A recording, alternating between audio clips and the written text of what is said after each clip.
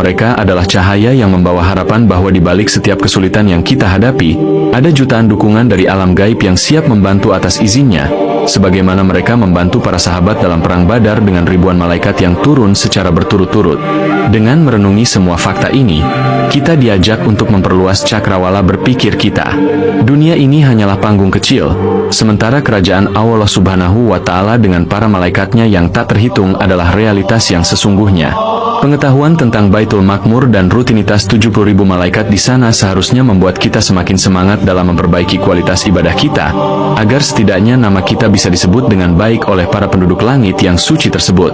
Keagungan jumlah ini adalah bukti bahwa Allah Subhanahu wa Ta'ala Maha Kaya dan Maha Terpuji, tidak memerlukan makhluknya, namun kitalah yang sangat memerlukan rahmatnya yang dibawa oleh para malaikat cahaya ini. Kini mari kita memusatkan perhatian pada satu sosok yang paling agung di antara seluruh barisan cahaya tersebut, sang pemimpin besar yang kedudukannya tidak tertandingi oleh makhluk manapun di 7 lapis langit. Dialah Jibril alaihi salam, sang penghulu para malaikat yang menjadi jembatan suci antara sang Khalik dan para utusannya di muka bumi. Bayangkanlah sesosok makhluk yang diciptakan Allah Subhanahu wa Ta'ala dengan kemuliaan yang begitu dahsyat, hingga ketika ia menampakkan wujud aslinya, semesta seolah-olah menjadi sempit. Rasulullah Shallallahu Alaihi Wasallam pernah menceritakan betapa megahnya fisik Jibril yang memiliki 600 sayap yang sangat besar.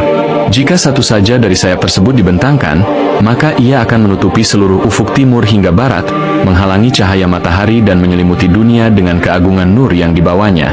Setiap helai sayapnya dihiasi dengan permata dan yakut yang berkilauan, mencerminkan betapa tingginya derajat yang diberikan oleh Allah Subhanahu wa Ta'ala kepadanya. Keagungan Jibril bukan hanya terletak pada fisiknya yang luar biasa, melainkan pada amanah berat yang dipikulnya sebagai pembawa wahyu. Dalam tradisi Islam, ia dikenal dengan gelar Ar-Ruhul Amin, yang berarti roh yang terpercaya. Gelar ini bukanlah sembarang sebutan, melainkan sebuah pengakuan langsung dari Allah Subhanahu wa Ta'ala atas kejujuran dan ketepatan Jibril dalam menyampaikan pesan-pesan suci tanpa berkurang atau bertambah satu huruf pun.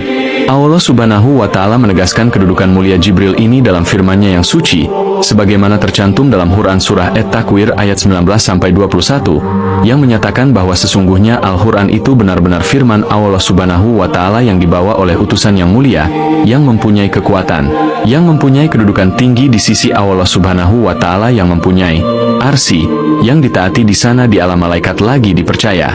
Ayat ini memberikan gambaran yang sangat gamblang bahwa di alam malakut, Jibril adalah sosok yang ditaati oleh jutaan malaikat lainnya. Ia adalah jenderal tertinggi dalam pasukan cahaya.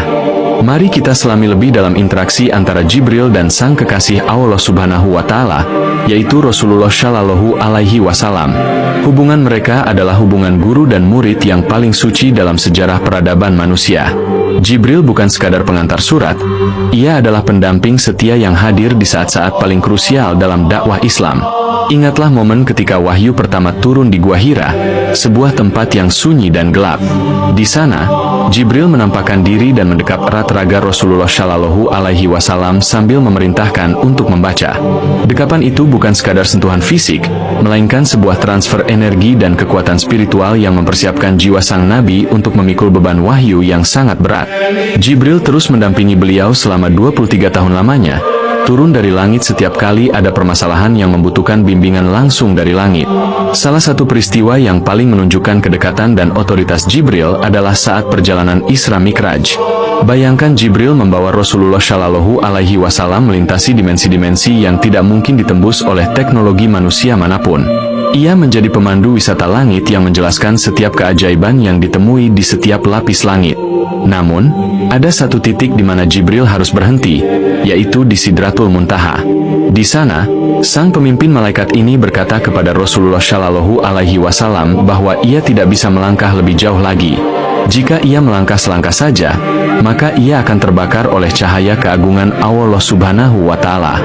Ini menunjukkan bahwa meskipun Jibril adalah makhluk yang paling mulia di langit, ia tetap memiliki batasan di hadapan Sang Pencipta, sementara manusia terpilih seperti Rasulullah Shallallahu Alaihi Wasallam diberikan izin untuk melampaui titik tersebut.